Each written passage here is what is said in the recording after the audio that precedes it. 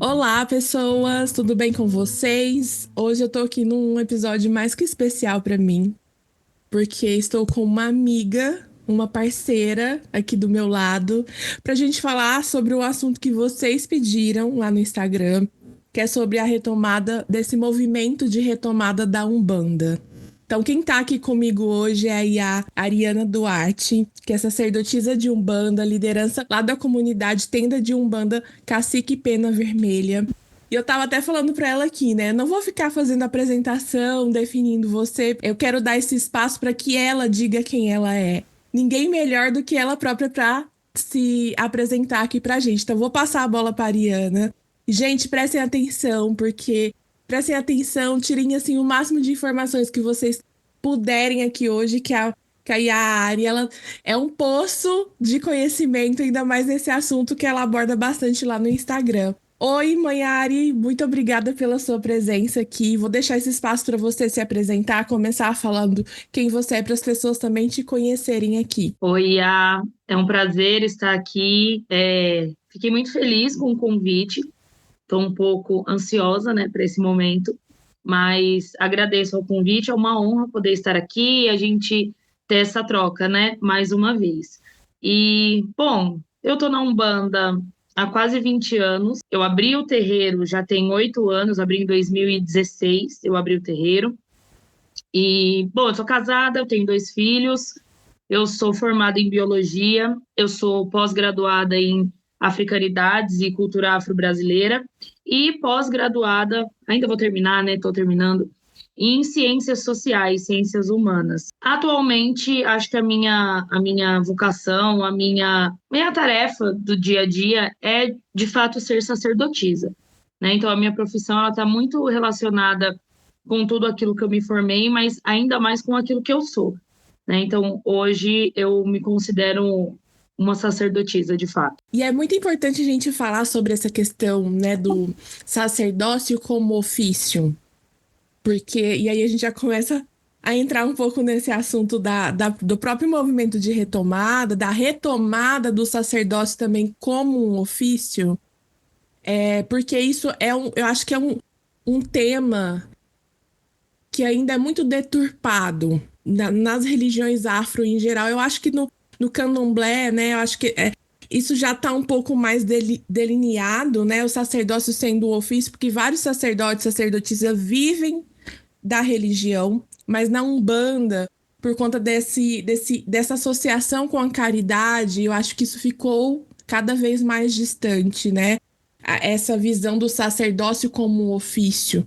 Porque às vezes as pessoas veem mais o sacerdócio como uma doação, como uma caridade, como algo que deve ser prestado sem retornos materiais, sem retornos financeiros, né?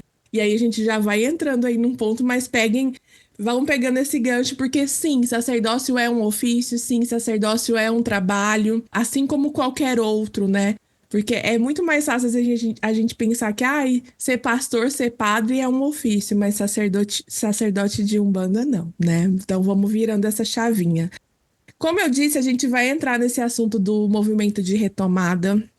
E para a gente começar, né, dar esse passinho para a gente ir adentrando melhor nesses assuntos, eu queria, Manhari, te perguntar o que de fato é esse movimento de retomada da Umbanda. O que significa? Qual o propósito disso? Por que buscar esse movimento? Quando a gente vai pensar sobre a retomada, a gente imagina um movimento, e a gente cai numa armadilha de pensar nisso como um purismo, né?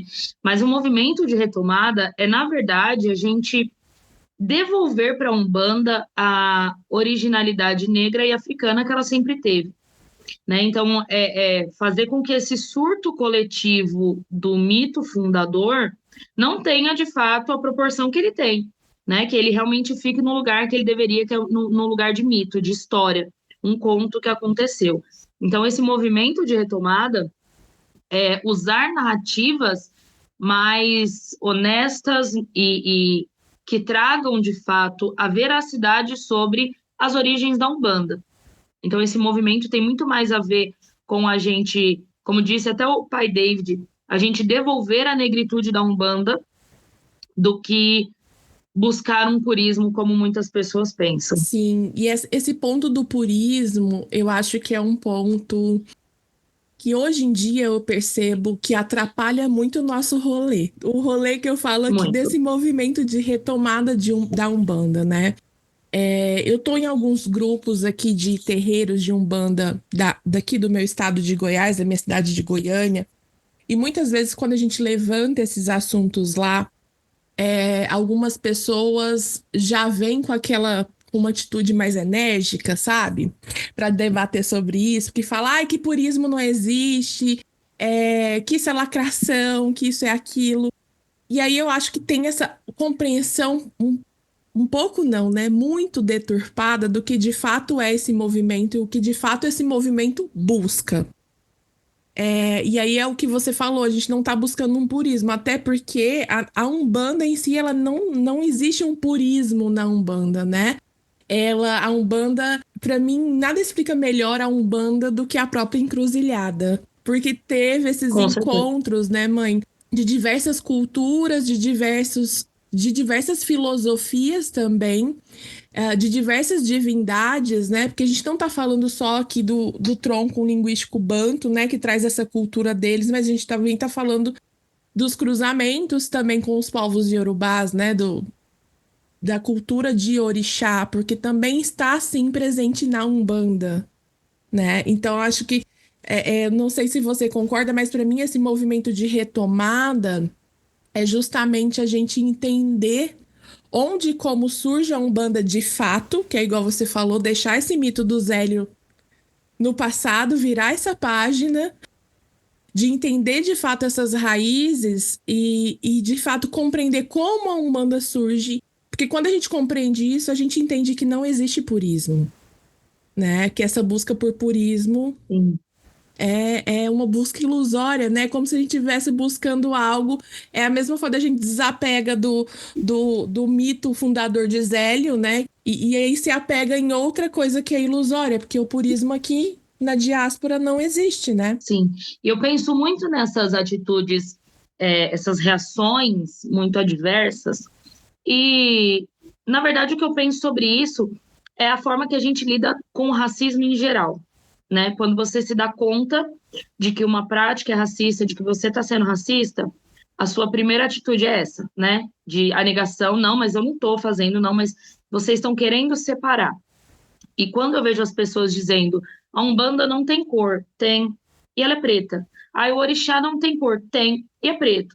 Né? Então, quando eu vejo esse tipo de reação, a gente tem que relacionar isso com o racismo, com a estrutura, com a forma como a gente lida, né?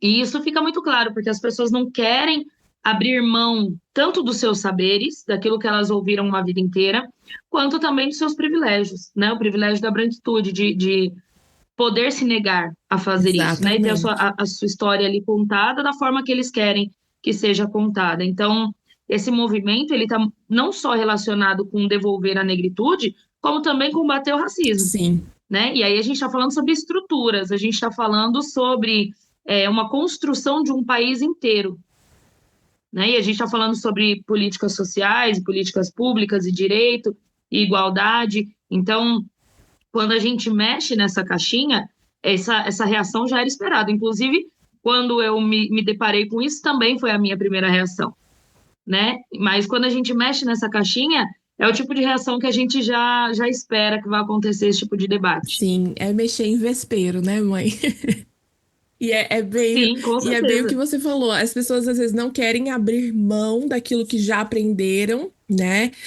De mudar aquilo que para elas, na cabeça delas, é tradição. Porque, né, se eu venho de uma Sim, família, e sempre foi feito desse jeito, sempre foi ensinado desse jeito, de certa forma, é uma tradição que eu sigo.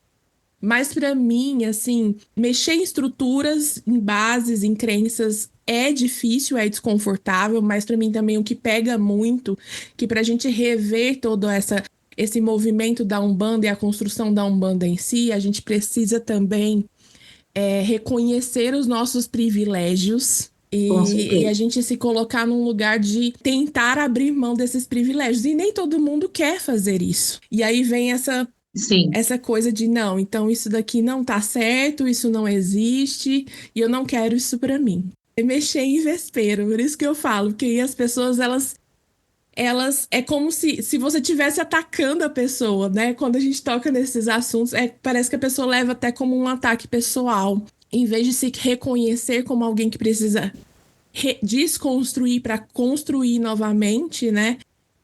Prefere achar, não, você tá me atacando e eu não quero mais ouvir isso, né? E eu vou atacar de volta. Então é bem complicado. Até porque falar sobre isso a gente está falando sobre convicções que a gente criou uma vida inteira, né? Então, quando a gente fala, por exemplo, a Umbanda não é cristã, isso é um ponto que vai mexer com quase todo mundo. Porque a maior parte, por mais que seja um país laico, a maior parte de nós foi é, criado numa base católica, numa base País cristã. laico E aí, e quando na você se depara com, teoria, né? Porque a gente é um país na cristão. teoria, Foi construído assim, né? exatamente. E quando a gente tem que se deparar com isso? Então, são convicções que a gente criou desde muito cedo, né? Desde quando a gente se entende por gente. Então, quando a gente fala sobre retomada da Umbanda, a gente está falando também sobre reconstrução pessoal, né? E é o momento que a gente vai se perder para conseguir se achar de novo, como pessoas pertencentes a uma sociedade. Então, quando a gente vai falar sobre isso, a gente está falando sobre abandonar antigas convicções, antigas crenças, crenças limitantes de tudo aquilo que a gente acreditava para rever todos os nossos conceitos, a nossa moral, o nosso caráter. Então, tudo isso mexe. Então, a retomada não é só a gente balançar a cabeça e dizer, ah, tá tudo bem, a Umbanda tem origem banto. É muito mais do que isso. O discurso é bonito, mas as atitudes e a narrativa que faz parte da construção de quem nós somos é o que vai fazer a diferença. Então, tem uma onda na internet agora de bantuísmo, banto no zejo, coisas relacionando a Umbanda com a origem banto, e as práticas continuam as mesmas, né? Continua a preta velha branca no congá, continua todo mundo com as mesmas vestes de padre, né? Então você vê que não adianta a gente falar sobre a origem, confirmar sobre a origem. Tem que ir muito além disso. Sim. É porque a gente tem que entender, eu acho que a questão da retomada, ela se fundamenta, um dos fundamentos dela é a gente entender o terreiro como um espaço político, né? E Sim, entender quais pautas esse espaço político carrega. É sobre o que a gente luta, né? Sobre o que a gente defende. exato. E aí eu acho que dentro dessas pautas políticas dentro de terreiro, a gente está falando de sobrevivência, mas de sobrevivência de quem? A gente precisa Sim, pensar na sobrevivência de quem? Desses ancestrais que a gente cultua. E quem são eles? São pretos. E aí eu acho, e é exatamente. bem essa questão, o racismo, né? Essa luta contra o racismo, antirracismo, ela tem que ser fundamental dentro do terreiro. E é isso que vai moldar o nosso caráter, a nossa conduta. É a partir disso. Porque até se a gente for pensar nas lutas sociais, né, não existe luta social dentro do terreiro sem a luta antirracismo, né? E aí eu acho que tudo se a gente for falar dessas mudanças de comportamento, tudo se pauta em torno disso. Você concorda? Totalmente. É, Acho que quando a gente entra num terreiro, a gente já obrigatoriamente já deveria ter essa noção. Obviamente que não temos, né? Eu digo muito assim, essa é uma história que eu conto, eu falo, não conto ela com nenhum tipo de vantagem. Pelo contrário, eu conto ela com até certa vergonha de ser filha de uma mulher preta, de ser mãe de um menino preto, e só ter me dado conta da estrutura racista a partir do momento da retomada da Umbanda. Eu já era filha desde que eu nasci e eu já era mãe do meu filho muito antes disso, né? Então, ainda assim, o privilégio da branquitude também concede o privilégio da ignorância, de a gente simplesmente não perceber ou não querer perceber. E aí tem um artigo que toda vez eu falo dele, porque eu acho que as pessoas deveriam ler, que é da Edith Pisa, que ela fala sobre o racismo ser a porta de vidro. Ela faz uma analogia, assim, relaciona o racismo com uma porta de vidro. Ela tá lá, né? Com todos os formatos, maçaneta tá lá, você tá vendo. Quando a gente se depara com a nossa postura racista, é como se a gente batesse com a cara na porta de vidro. Porque quando a gente bate com a cara ali, a gente tem a sensação de vergonha, né? Porque ninguém quer passar por isso. A gente tem a sensação de dor, obviamente, porque dói se reconhecer uma pessoa racista. E a gente também sente essa ignorância, né? De como assim eu não vi? Ela estava aqui o tempo todo. Como que eu não vi todos os contornos, entornos e tudo mais? E aí, essa analogia, essa metáfora, ela é, assim, excelente para explicar a forma como eu me senti quando eu me dei conta. Acho que nada explicou melhor do que essa metáfora, porque foi exatamente assim que eu me senti. Quando eu me dei conta de que eu estava dentro de uma prática como uma líder, o que ainda é pior, como uma liderança de terreiro, dentro de práticas racistas. Há muito tempo eu não estudava a Umbanda, porque eu estava muito certa, né, de tudo aquilo que eu já tinha estudado durante anos. Eu Então eu vou estava te extremamente cortar, Iá, acomodada. porque pra mim essa coisa do estar certo, se sentir certo o tempo todo, é um privilégio da branquitude também, né? Eu estou certo, eu não preciso Totalmente. rever nada, o que eu falo é a verdade e ponto final. Principalmente quando a gente fala homem branco, né? Eu acho que o homem branco ainda tá assim, lá em cima ainda, né? Acima das mulheres, que a gente também tá falando dessa estrutura de gênero também, né? Machista. Mas para mim Sim. isso também é um privilégio da branquitude, né? Eu posso afirmar ali que as pessoas vão ouvir e nem vão questionar o que eu estou dizendo. Desculpa, mas é que para mim era fundamental fazer esse recorte aí. E isso é importante, de fato, porque quando nós somos questionados sobre isso, é dessa forma que a gente se comporta, né? O privilégio da branquitude dá isso, de que como assim você está me questionando, né? E todas essas certezas, porque a Umbanda branca, e eu acho importante também falar isso, que as pessoas falam, mas não chama de Umbanda branca, não existe Umbanda branca ou Umbanda preta. Foram os próprios apropriadores que se denominaram dessa forma, né? Eles se disseram Umbanda branca. Então, quando a gente fala isso, não é nós criando uma forma pejorativa de chamar eles, né? Então, quando eles criaram a Umbanda Branca, foi baseado no kardecismo, no espiritismo. Não à toa também se chamavam de espiritismo de linha, né? E eu cresci no kardecismo. Eu fiquei no kardecismo durante muitos anos. E vi a minha mãe, acompanhei minha mãe. Então, tudo aquilo que eu sabia sobre o kardecismo podia ser explicado na Umbanda. A Umbanda se explicava com o kardecismo, né? Então, para mim, era muito cômodo, muito cômodo. Então, eu fazia minhas apostilas com a cor do orixá, a cor da vela do orixá, a saudação, e eu achava que aquilo era suficiente, né? Apesar de ainda não seguir muito a linha de Rubens, porque eu nunca fui, apesar de já ter sido de Umbanda branca, eu nunca fui muito fã de Rubens, mas ainda assim levava a Umbanda pro contexto kardecista. E aí a gente se deparar com isso, e quando você bate a sua cara nessa porta de vidro, que é o racismo, você fala, tô fazendo tudo errado. E aí dá um desespero. Sim, dá um desespero imenso, né? E é até bom compartilhar isso, porque às vezes as pessoas que estão ouvindo a gente estão nesse processo e se sentindo meio perdidas, né? E eu acho que isso é um processo natural, porque quando a gente desconstrói, derruba tudo aquilo que a gente tinha certeza, a gente tem o que para se apegar? E aí bate esse medo, essa sensação de estar perdido, de estar sozinho, de não ter quem, né, recorrer. Eu acho que principalmente porque a gente se vê nesse lugar de líder, né, que tá ali guiando as pessoas, que tá encaminhando as pessoas. E quando você se vê com os seus te seguindo e você tá perdido, pelo menos eu, né, me senti assim, num lugar que eu senti medo, eu senti solidão, eu senti desespero, eu me senti inútil, que a gente brinca, né? Me senti o cocô do cavalo do bandido, porque foi da forma que eu me senti naquele momento. pior é a vergonha de falar, caramba, agora eu vou ter que voltar atrás de tudo aquilo que eu falei, vou dizer que não, gente, não é nada disso do que eu disse. Gente, vamos parar de comemorar o 15 de novembro como uma data da Umbanda.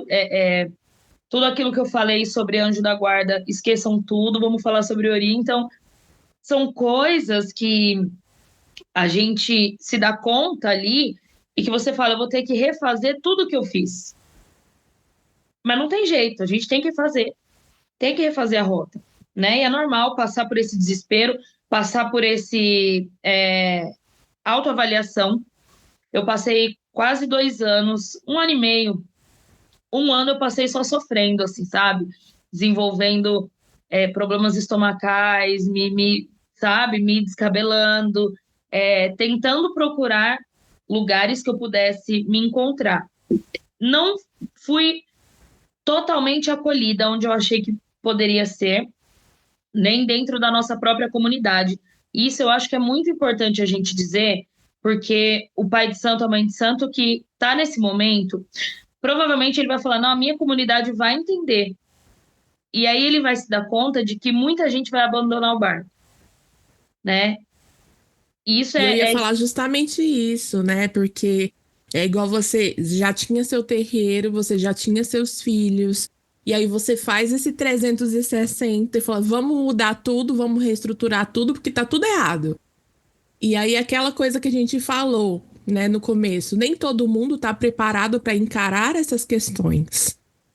E aí é nesse momento que você olha para o terreiro e vê seus filhos saindo, né? sim, Porque nem todo mundo quer reconhecer também essas questões, né? Quer também trabalhar essas questões, quer abrir mão dos seus privilégios, olhar, se ver como uma pessoa racista, né? Ter essa mudança, buscar essa mudança de conduta, de comportamento, mudança dentro do culto, de crenças e tudo isso, né? E nem todo mundo realmente tá aberto, tá pronto para isso, né? Se permite a isso, olhar para si mesmo. E eu acho isso, assim, uma controvérsia tão grande. Vou aqui chorar minhas pitangas, porque quando a gente fala de religião, de Umbanda, né, de religiões de culto de orixá, de forma geral, de culto ancestral, a gente também fala muito, né, que é imprescindível dentro dessas religiões a questão, a gente até falou isso na live de procrastinação, né?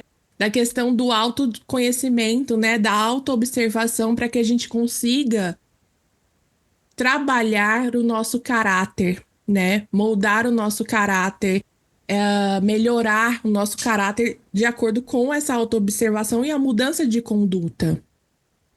E quando a pessoa ela se fecha para isso, às vezes eu penso, o que a pessoa está fazendo no terreiro?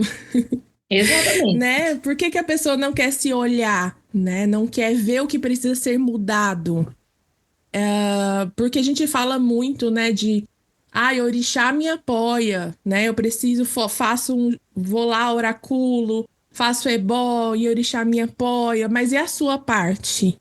Né? A sua conduta tá alinhada com o que você aprende do conhecimento que orixá traz para sua vida, com o conhecimento que ancestral traz para sua vida?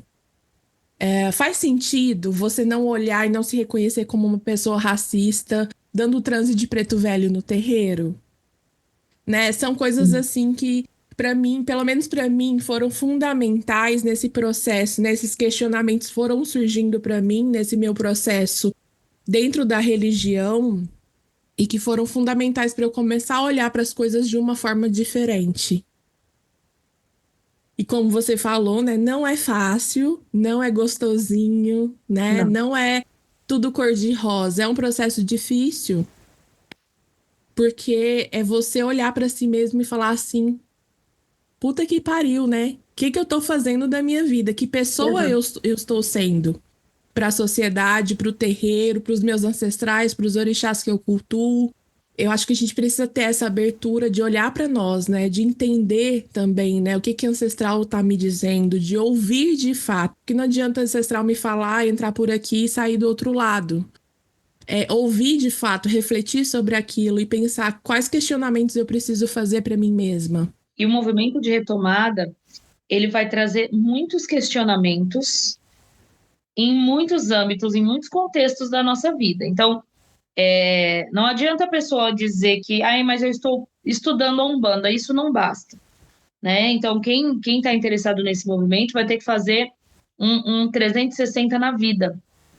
E no começo é difícil, a gente tem todas essas questões, a gente tem as dúvidas, a gente tem a vergonha, enfim.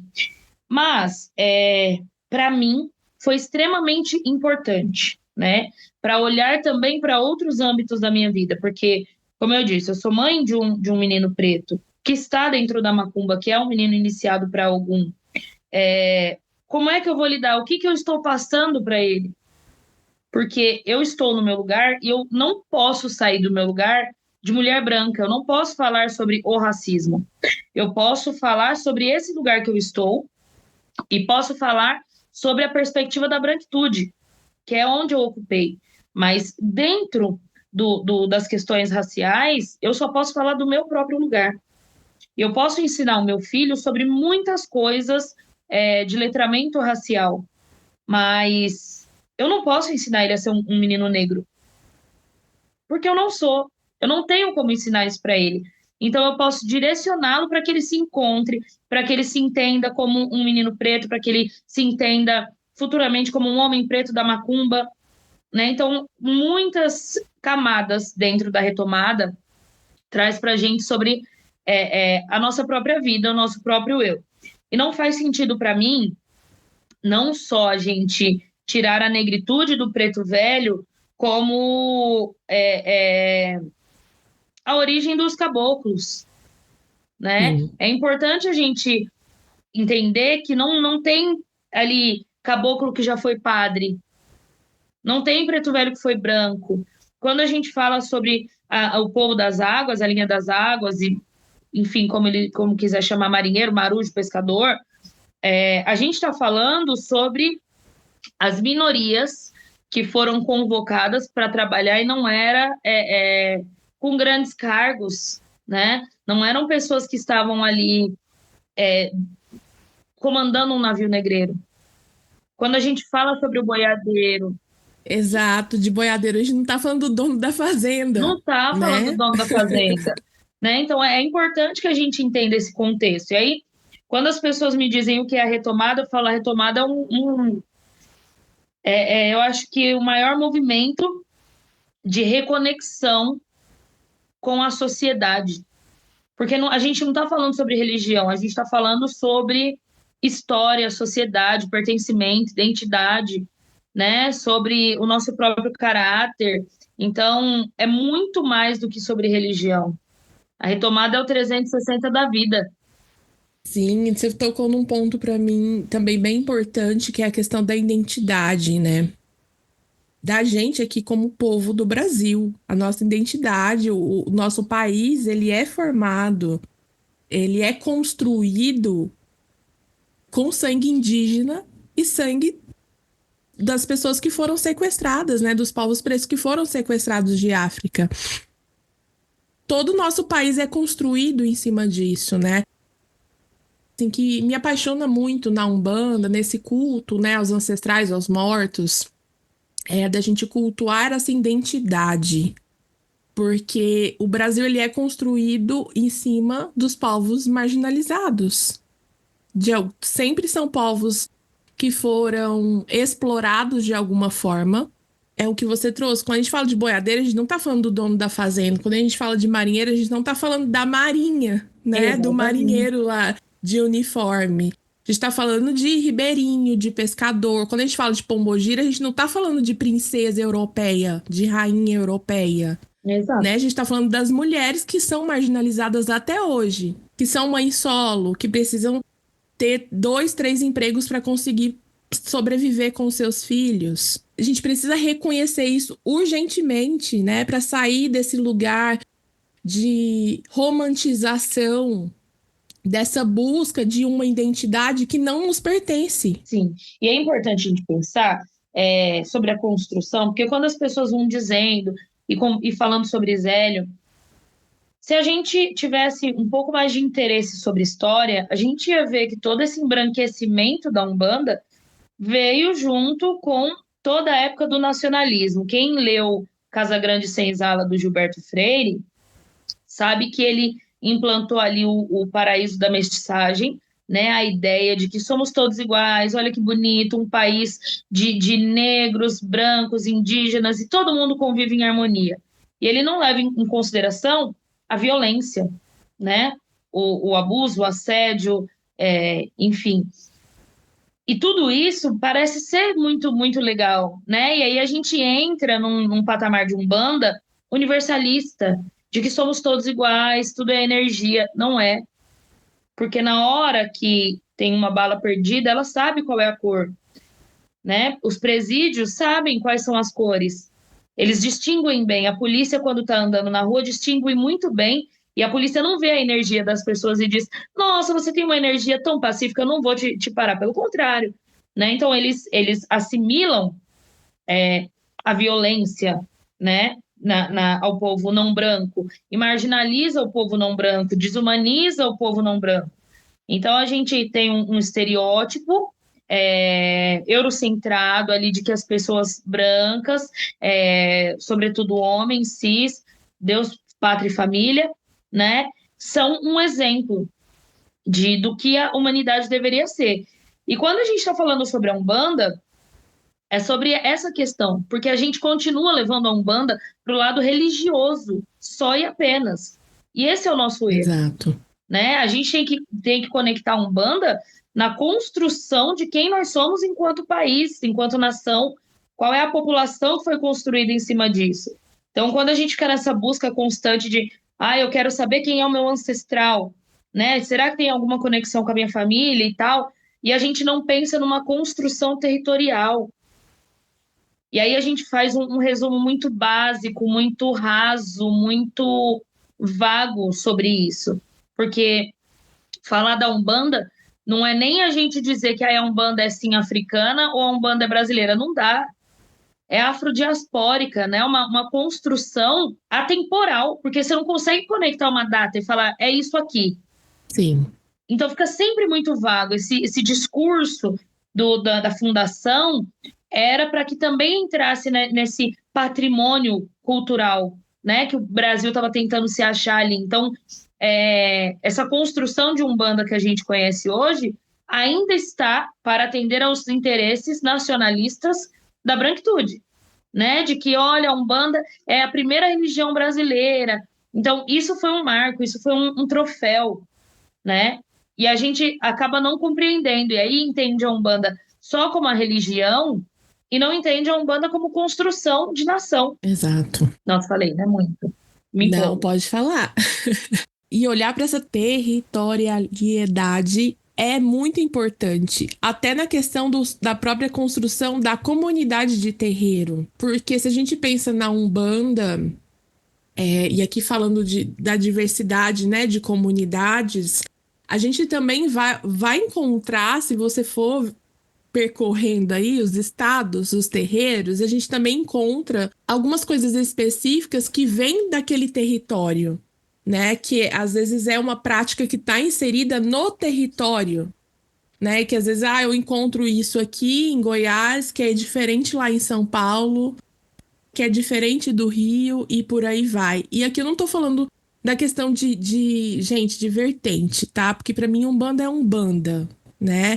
Essas outras construções que vêm sendo ali criadas, tem muito da questão da higienização, né? Da ação da branquitude, né? Que pega aquilo que convém e apaga todo o resto e vai criando coisas aí. Eu não sei se você viu, Iá, mas eu vi esses dias aí o povo falando de Umbanda estelar.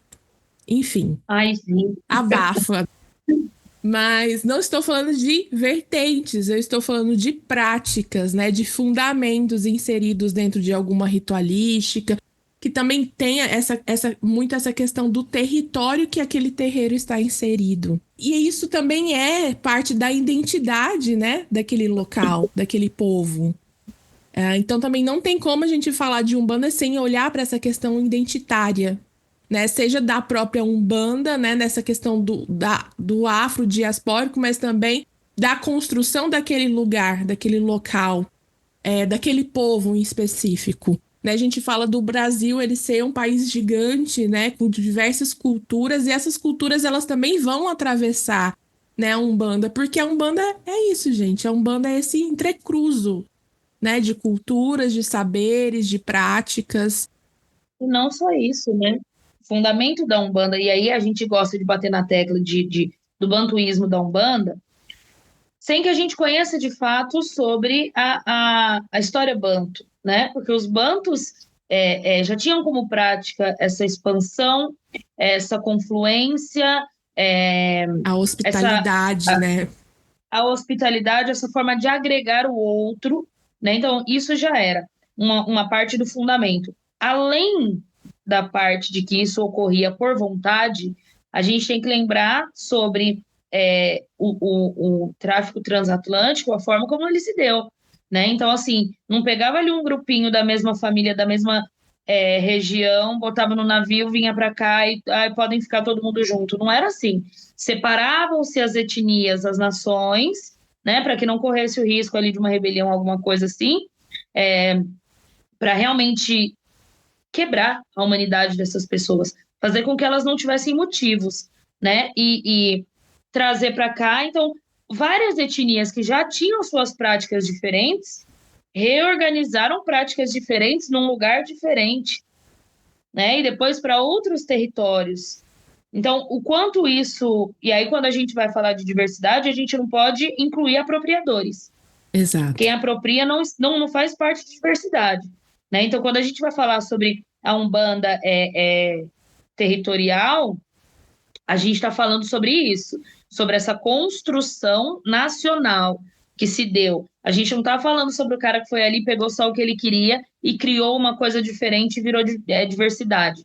Não é isso, isso é apropriação. Né? Exatamente. Diversidade é outra coisa, é a gente tocar a macumba dentro dessa prática, dentro dessa narrativa e dentro dessa ideologia com práticas diferentes, né? Eu aprendi com o meu Sim, mais velho, aprendi com meu pai, com a minha mãe, enfim, e seguir dessa forma, né?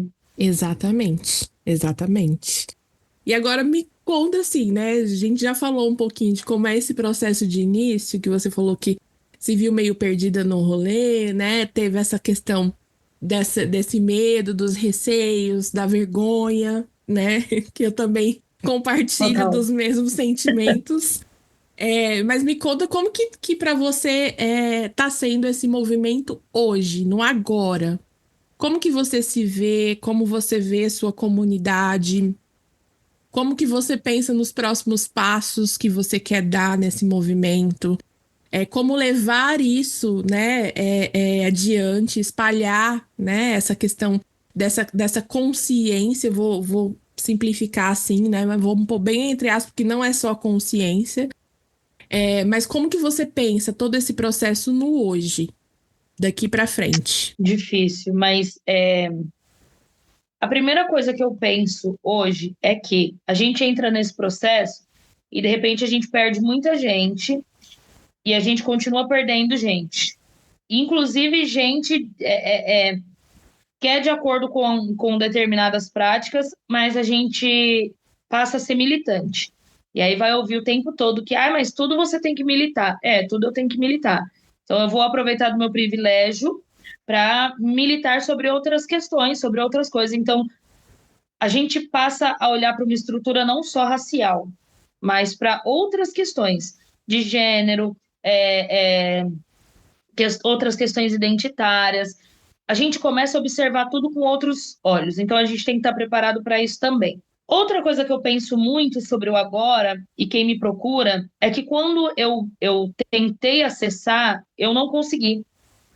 Eu não tenho nada contra as pessoas que cobram, porque eu acho que a gente tem que cobrar, sim, pelos nossos trabalhos, tem que lançar curso mesmo, tem que sabe, a gente estuda bastante dentro desse processo. Então, acho que é válido, sim, cobrar para falar sobre isso, né? Divulgar os seus saberes. Mas eu me senti muito sozinha, me senti muito perdida, muito sem direção, eu não sabia onde procurar. Então, quando eu encontro essas pessoas que estão nesse processo, eu penso primeiro em acolher e falar: olha, tá tudo bem, esse processo é normal, é assim mesmo, vai por aqui, eu dou indicações de livros e etc e tal, para tentar começar a compreender, né? Hoje eu vejo o meu terreiro e eu vejo o quanto as pessoas estão de fato engajadas nessa mesma causa, o quanto a gente fala a mesma língua, o quanto eles compreendem todo esse movimento e apoiam e estão aprendendo junto. Então, isso faz com que a gente queira entregar mais também, né? De trazer um pouco mais sobre essa narrativa, essa ideologia para promover essa mudança. De ir Mas aprofundando, né, alguns pontos. aprofundando, porque a gente falar sobre isso tudo é uma coisa, mas quando a gente está lá na prática e que aí fala, mãe, então por que que o preto velho continua usando o terço? Né? E você fala, opa, vamos lá, vamos revisitar outras questões, porque é fácil a gente falar sobre isso, mas nas práticas a gente tem que ir explicando muitas outras coisas no dia a dia, né? E que a gente Sim. só vai aprender se de fato estiver dentro de um terreiro, para que esses saberes vão saindo ali na oralidade, no dia a dia, e a gente vai ensinando sobre isso. Mas hoje eu penso muito nessa retomada e eu vejo a ausência das mulheres falando sobre isso, sobretudo mulheres negras falando sobre isso, e mais, talvez tendo um pouco mais de espaço para falar sobre isso, né? Ganhando um pouco mais de visibilidade para falar sobre isso. Então, eu penso que num futuro próximo, eu gostaria de ver mulheres também ganhando notoriedade para falar sobre isso, né? Ganhando relevância para falar sobre isso. As referências que a gente tem, o nosso cânone acadêmico ali, é um cânone branco, para começar, né? Ali extremamente eurocentrado, todo o saber que a gente quer saber está ali concentrado nos estudos gregos, romanos e etc. E ainda assim, quando a gente está falando sobre o Brasil, a gente ainda tem uma literatura muito, muito branca, né? Muito patriarcal. E falar sobre a Umbanda tem que ser dentro de outra perspectiva, né? Então, eu imagino esse movimento com muito mais pessoas negras falando sobre isso, muito mais mulheres falando sobre isso e tendo a mesma visibilidade que pessoas brancas, sobretudo homens brancos, têm quando falam sobre isso, né? Porque a gente entra nas redes sociais e vai dando até um desgosto, né? E você vê incorporação EAD, incorpora da sua casa, que eu vou baixar o santo online. E você vê que essas pessoas têm uma credibilidade e não é pelo saber. Não é pelo saber, não é sobre aquilo que elas entregam e não é sobre aquilo que elas sabem. E a gente sabe qual é a estrutura que movimenta, né, essa relevância toda. Sim. Infelizmente, a gente sabe. Só para trazer também, né, que você falou muito de que você quer ver mais mulheres falando sobre isso, principalmente, né, mulheres pretas. E falando também da questão das lives que você estava fazendo, né, de levando também mulheres pretas, sacerdotisas pretas para falarem também sobre Umbanda, sobre o trabalho delas, sobre como é o sacerdócio, né, viver o sacerdócio sendo uma mulher de terreiro preta. E eu acho isso muito importante. Inclusive, já deixo aqui aberto, vou trazer lideranças aqui, tá? Vocês podem ficar aguardando que já tem gente na lista para a gente trazer, para a gente falar também sobre essas questões, por essa outra perspectiva, né? Por essas mulheres que são sacerdotisas, são lideranças e são mulheres pretas, né? Que eu acho importante a gente trazer também esse outro lugar. Porque como a Manhari falou, né, a gente tá aqui nós estamos como duas mulheres brancas falando sobre a retomada, falando sobre esse acordar, nos reconhecer como éramos pessoas racistas e aqui hoje a gente tentando trazer essas mudanças não só nossas, mas para as comunidades, para as pessoas, para a comunidade, para as pessoas que nos acompanham, que aprendem com a gente. Mas eu vou trazer também esse outro olhar, porque eu acho isso muito relevante aqui para a gente debater essas questões. Para a gente fechar esse nosso papo, né? Que se eu pudesse a gente ficava conversando mais aqui, muito mais. Mas vamos ter outras oportunidades. Mas eu queria também trazer um Vamos. ponto para deixar para as pessoas refletirem e pensarem de qual a importância de se pensar a Umbanda que resgata, né, essa história, que resgata essas suas bases, que que tira esses véus, né, que foram sendo colocados nesse movimento de embranquecer. Qual a importância da gente olhar para a Umbanda com esses olhos, né? Tirar esses véus.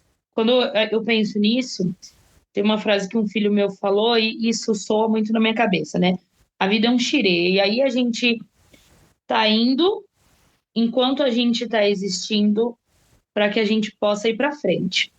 Quando eu penso sobre valorizar o passado e dar a honra, dar os créditos e trazer toda essa narrativa e essa ideologia, a gente está falando sobre um passado para que a gente possa honrá-lo, né? De que essa contribuição não seja apagada.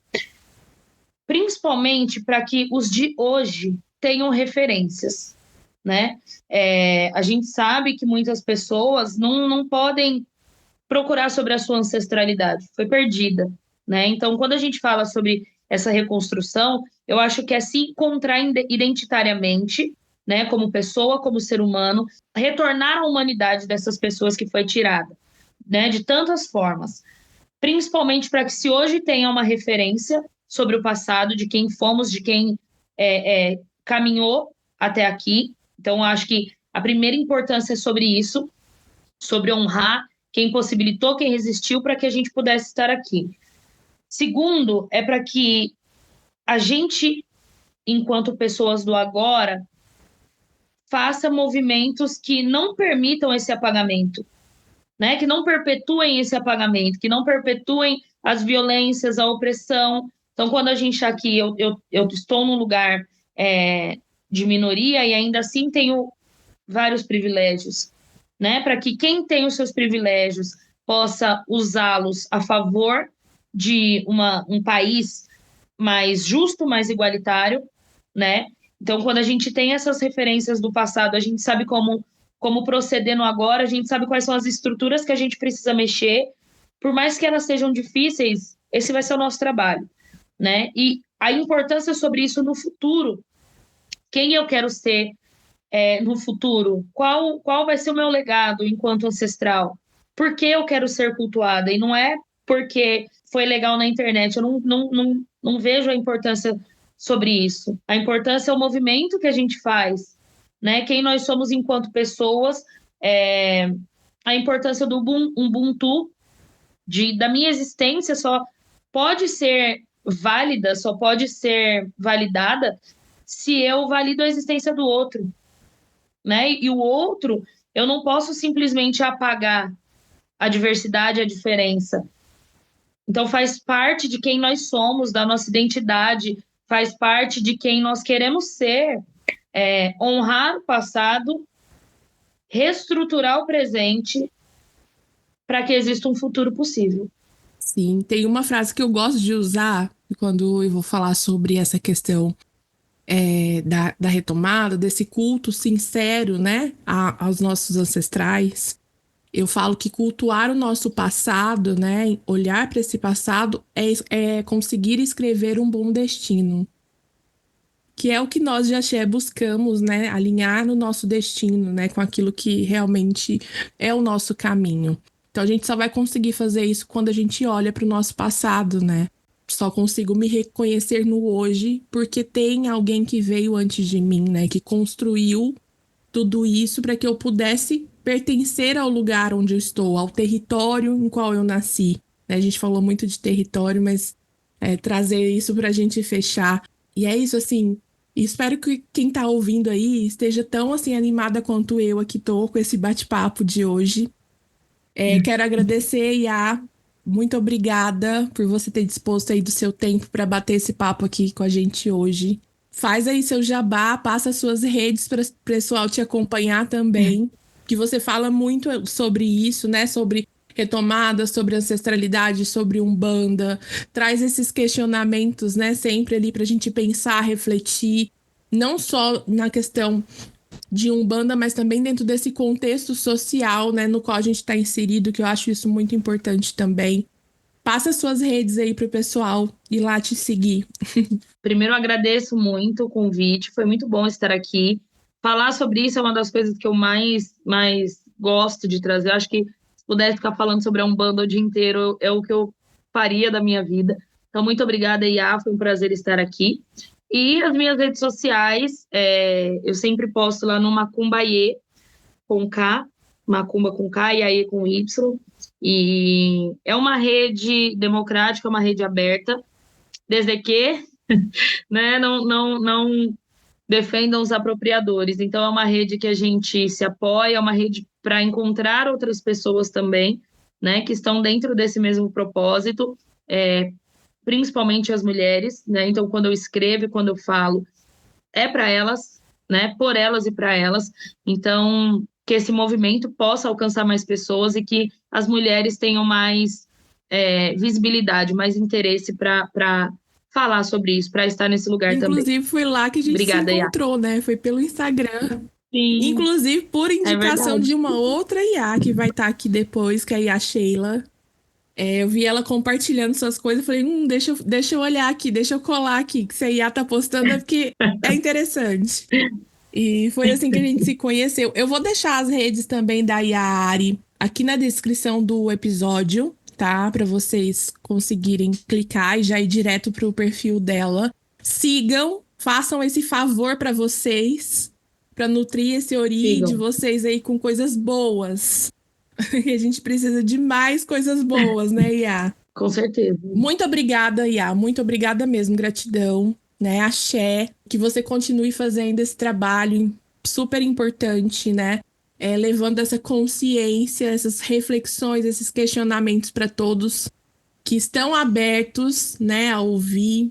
Que mais gente também se abra, se permita, né, a se moldar, até essa mudança de conduta para que a gente consiga construir, né, uma sociedade que seja minimamente digna para todos, porque ainda a gente não tá nesse nível, né, infelizmente. Falta um pouquinho, mas a gente consegue. Falta um pouquinho assim, mas a gente não pode perder as esperanças, né, Iá?